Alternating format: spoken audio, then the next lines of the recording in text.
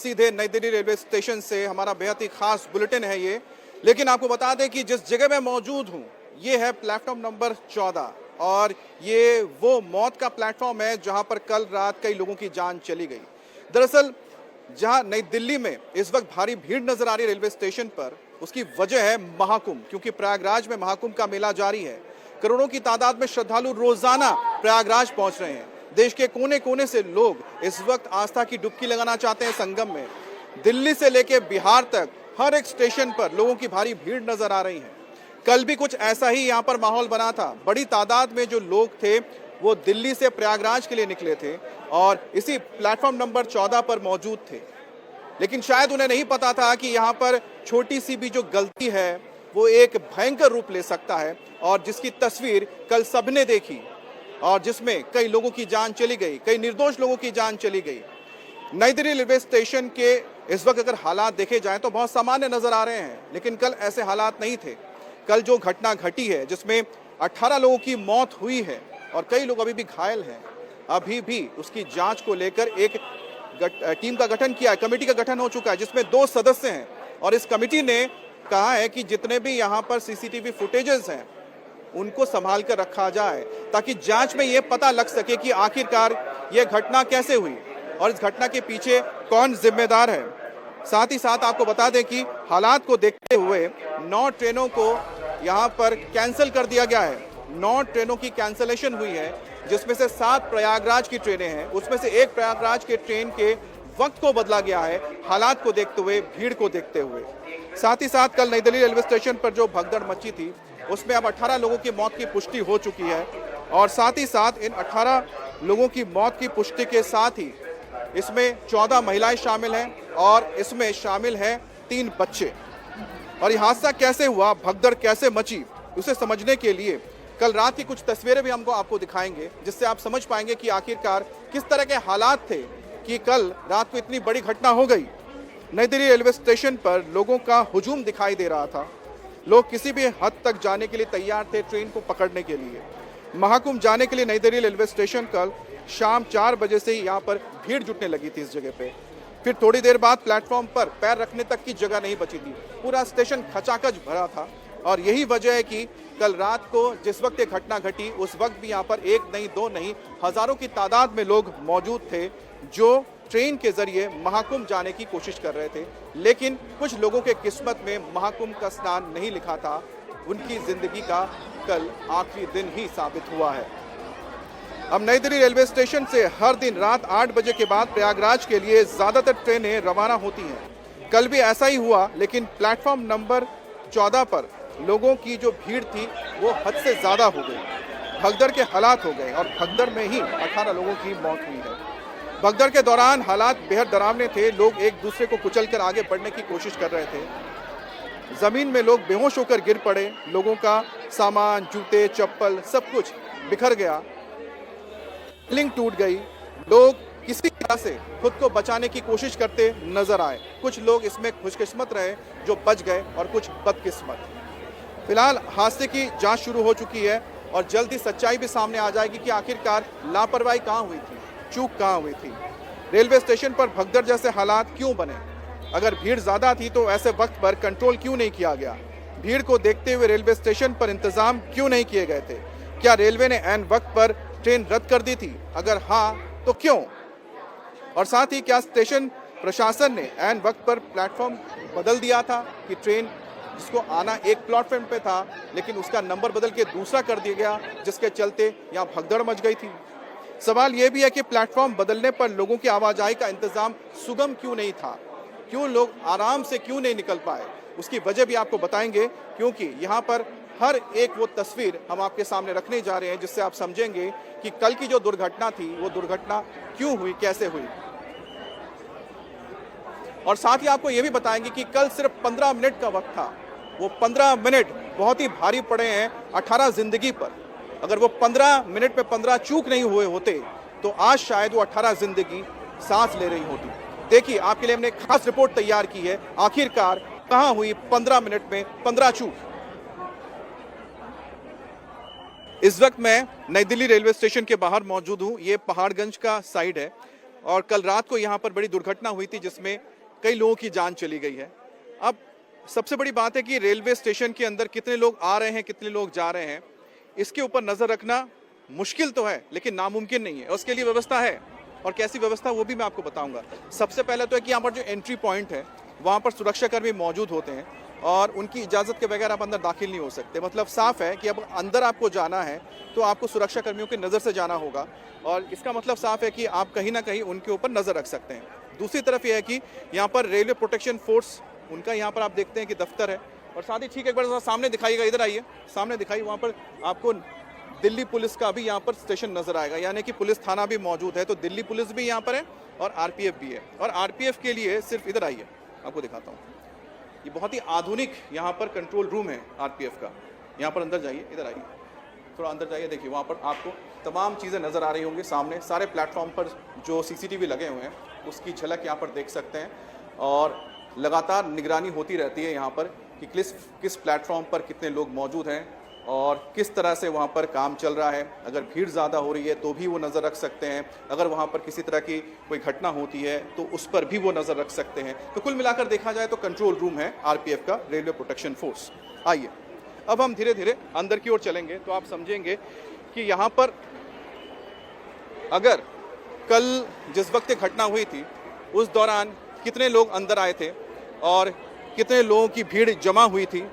तो एक तो मैंने आपको बता दिया, आरपीएफ के पास ये एक्सेस है सीसीटीवी का जिसके ज़रिए वो नज़र रख सकते हैं। दूसरा है कि ये जो एक्सेस है सिर्फ आरपीएफ के पास नहीं है, जो स्टेशन मास्टर है यहाँ के और साथ ही साथ जो यहाँ के स्टेशन डायरेक्टर हैं उनके पास भी एक्सेस है। तो कुल मिलाकर देखा जाए जो इस रेलवे स्टेशन के लिए जिम्मेदार लोग हैं उनको पता है कि कितने लोग एक वक्त में कहाँ तक मौजूद है, कहाँ तक जा रहे हैं, और उसके लिए हर जगह पे सीसीटीवी लगा है। और दिल्ली पुलिस का भी मैंने आपको यहाँ पर दिखा दिया है, थाना मौजूद है।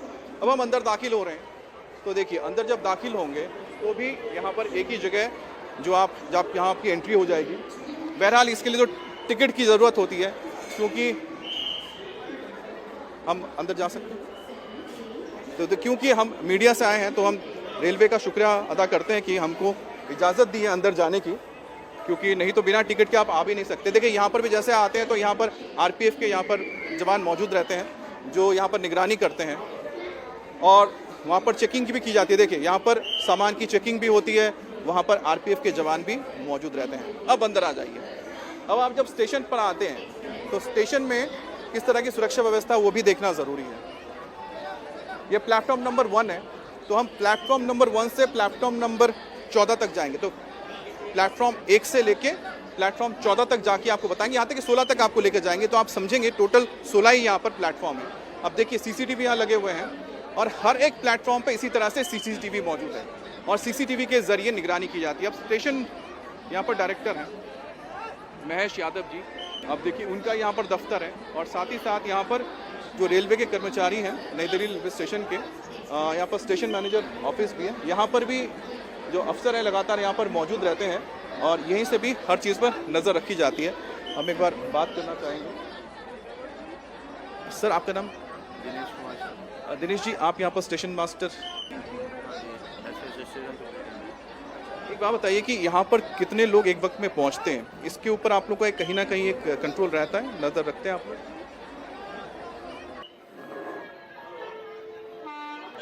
प्लेटफॉर्म पे आने का है या पूरे स्टेशन पे आने के लिए? हाँ, मतलब किसी प्लेटफॉर्म पे जा रहे हैं, स्टेशन पे कितने लोग आ रहे हैं, कितनी गाड़ियाँ आ रही हैं? आने का कम से कम नहीं तो 1-1.5 लाख पर्सन रोजाना करीब ट्रेवल करते हैं 24 घंटे। हाँ, अब कौन सी गाड़ी में कितना होता है रश के ऊपर डिपेंड करता है, मेला हो या कोई और फेस्टिवल रश हो, उसमें अलग। हमारा तो प्रश्न ये है कि हर जगह पे आप लोगों ने यहाँ पर सीसीटीवी लगा रखे हैं, तो उससे कि नज़र रखी जा सकती है कि एक वक्त में कितने लोग एक जगह इकट्ठा हुए हैं? हाँ, ये केवल आरपीएफ वाले बता सकते हैं, वो आरपीएफ वाले अपने सीसीटीवी कैमरे लगाते हैं। आप लोग का कोऑर्डिनेशन रहता है तो बताते हैं हमें, अगर पोजीशन खराब होती है तो हम फ़ोन करते हैं। बाकी कोऑर्डिनेशन नहीं हो पाई? कल मैं ड्यूटी पे नहीं था। और अभी महेश यादव जी,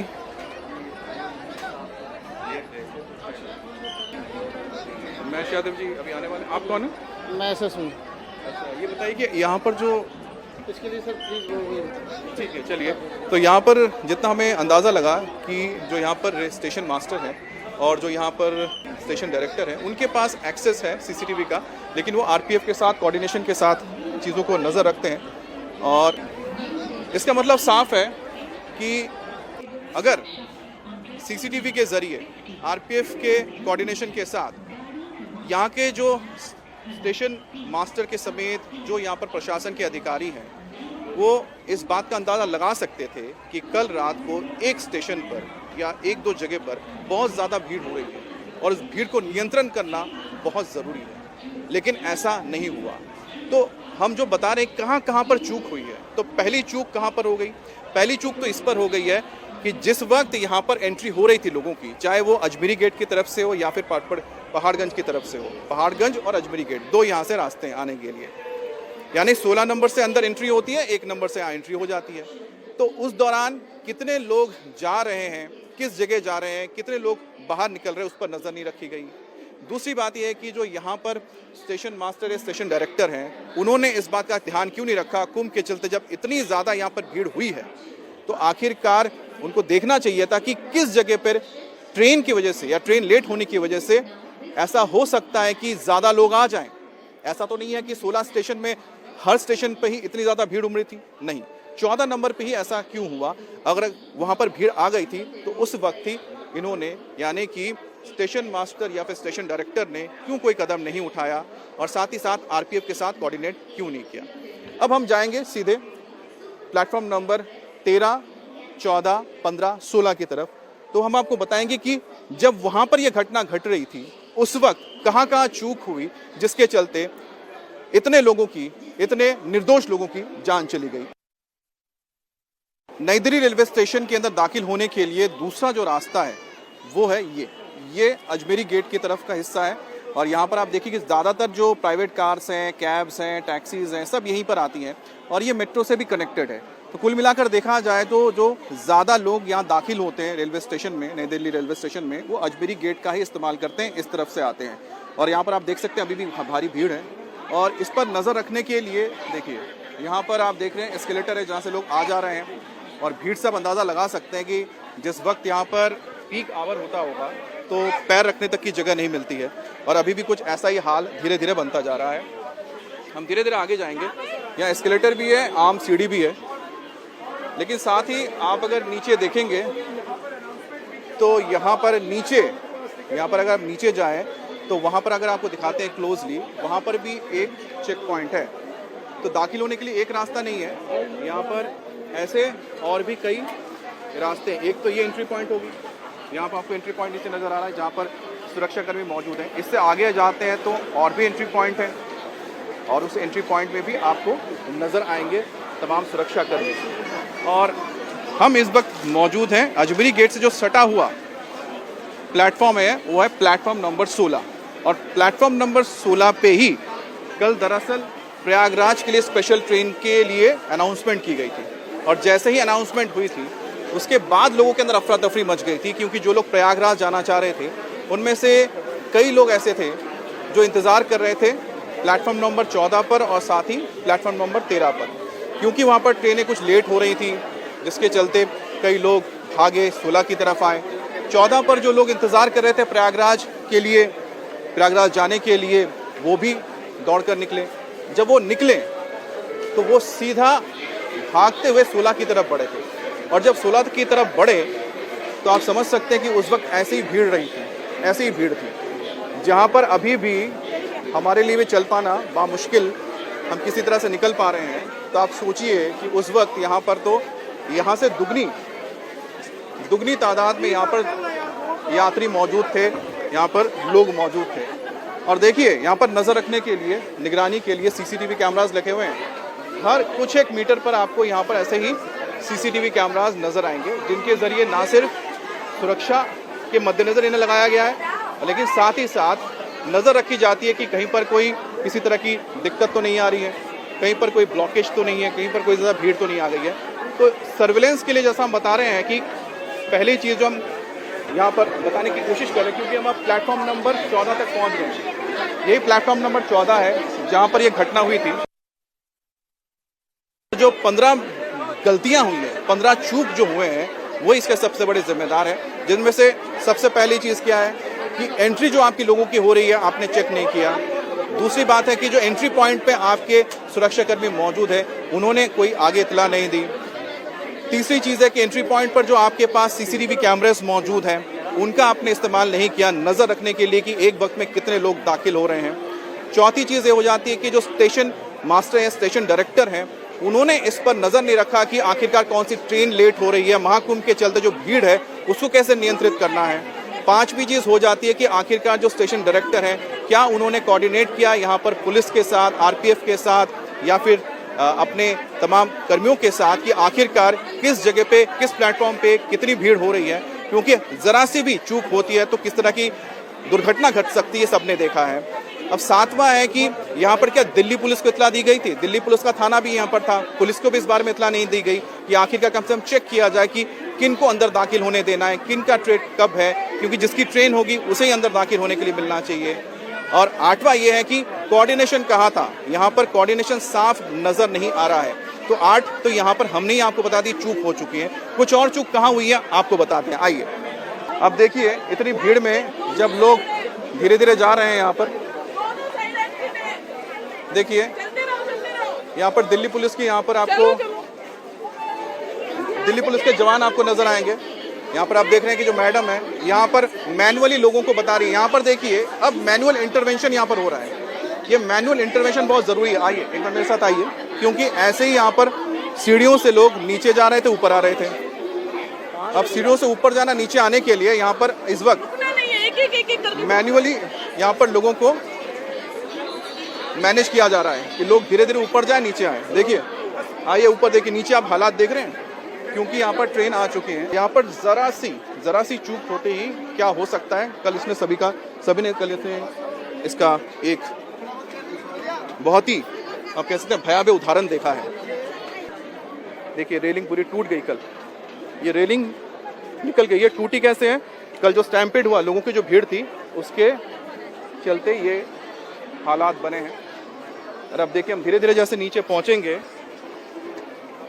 तो आपको हम बताएंगे कि और कहाँ चूक हो गई। अब जैसे यहाँ पर अभी लोगों से कहा गया है कि चलते रहें, कोई रुके नहीं, लेकिन कल यहाँ पर लोग बैठ गए थे, सीढ़ियों पर लोग बैठे हुए थे और लोग यहाँ पर खड़े थे, इंतजार कर रहे थे अपनी गाड़ी का। ये जो स्टेयर्स हैं, जो सीढ़ियाँ हैं, ये पूरी तरह से खाली रहने की ज़रूरत है। खाली अगर इसको रखेंगे तभी आप यहाँ से लोगों को बाहर भेज सकते हैं, लोग अंदर आ सकते हैं। लेकिन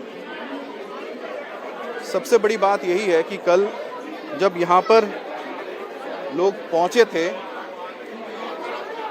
या लोग जा रहे थे, तब यहाँ पर इधर आ जाइए, हाँ एक बार देखिए, कल दिक्कत ये हुई थी। यहाँ से जो अभी आप लोग जाते हुए दिख रहे हैं, लोग आते हुए दिख रहे हैं, यहाँ पर ये नहीं हो पाया था क्योंकि यहाँ पर लोग खड़े थे, मौजूद थे, बैठ गए थे कुछ लोग, जिसके चलते कल इतनी बड़ी दुर्घटना हो गई थी। अब सामने देखिए, मैं आपको दिखा रहा हूँ, इधर आइए, यहाँ आ जाइए आप मेरे साथ, और वहाँ पर देखिए आपको वहाँ सीसीटीवी नज़र आ रहा है। उस सीसीटीवी को देखिए, उस कैमरे का जो एंगल है और उसका जो सीधा लेंस है, सीधे इस सीढ़ी को देखता है जहाँ से लोग आ रहे हैं, जा रहे हैं। अब क्या वहाँ से मॉनिटर नहीं हो पा रहा था कि आखिरकार क्या यहाँ पर हालात बन रहे हैं? ऊपर भी देखा कि यहाँ पर क्राउड मैनेज किया जा रहा था, और यहाँ पर भी हम देख रहे हैं कि इस वक्त दिल्ली पुलिस के जवानों को लगाया गया है ताकि वो यहाँ पर भीड़ को संभाले। लोगों को यहाँ पर सीढ़ी पर लोगों को रुकने दिया गया, लोगों को रोका ही नहीं गया, लोग सीढ़ी पर आकर बैठ गए। कि यहाँ पर जो कल मैनुअली यहाँ पर कोई नजर नहीं आया, फिजिकल प्रेजेंस नहीं थी पुलिस की यहाँ पर कि जाए लोगों को बताएं कि आपको यहाँ से ट्रैफिक को क्लियर करते हुए जाना है, मैनुअल नहीं हो पा रहा था। जो आज आप देखिए यहाँ पर एक तरफ से लोग नीचे आ रहे हैं, दूसरी तरफ से ऊपर जा रहे हैं, कल ये व्यवस्था ही नहीं थी, कहीं पर व्यवस्था नहीं थी, सबसे बड़ी बात है। उसके बाद 13वीं चूक क्या हो गई, उसमें था कि यहाँ पर आगे आइए, आपको दिखा रहे हैं, जब यहाँ पर लोग आए थे, लोगों को इस जगह पर, ये सोचिए येलो लाइन के इस तरफ किसी को आने की इजाजत नहीं होती कि वो यहाँ खड़ा नहीं रह सकता है, कोई बैठ नहीं सकता है, इस जगह पर भी लोग भर गए थे। ये सिर्फ और सिर्फ, ज्यादा नहीं है, सिर्फ 6 फुट, सैकड़ों नहीं हजारों लोग बैठे हुए थे। तो गलती किसकी थी यहाँ पर? यहाँ पर जो मिसमैनेजमेंट हुआ, इसी तरह से मिसमैनेजमेंट चल रहा था कल। अब 15वीं चूक क्या हुई? 15वीं चूक ये रही कि यहाँ पर एक मेजर कोलैप्स नजर आया। जो लोग जिम्मेदार थे, जो लोग यहाँ पर जिम्मेदार थे कि इन लोगों को यहाँ से हटाएं, जो लोग जिम्मेदार थे कि इन लोगों पर नजर रखें, जो लोग जिम्मेदार थे कि आखिरकार कौन से लोग इस वक्त इस प्लेटफॉर्म पर आएंगे और किस तरह से ट्रेन्स को मैनेज करना है, किस तरह से जो लोग आ गए हैं जिनको प्रयागराज ही सिर्फ जाना है उनको किस तरह से किसी एक प्लेटफॉर्म की तरफ एक जगह पे इकट्ठा करें, ये सबसे बड़ा मिसमैनेजमेंट रहा जिसके चलते कल इतने लोगों की जान चली गई। तो 15 मिनट में 15 चूकें हमने आपको बताई हैं जो लापरवाही यहाँ पर हुई है जिसके चलते इतनी बड़ी घटना हुई है। तो आपने देखा कि कल किस तरह से चूकें हुई हैं, लापरवाही हुई है और जिसका खामियाजा कुछ निर्दोष लोगों को भुगतना पड़ा है अपनी जान देकर।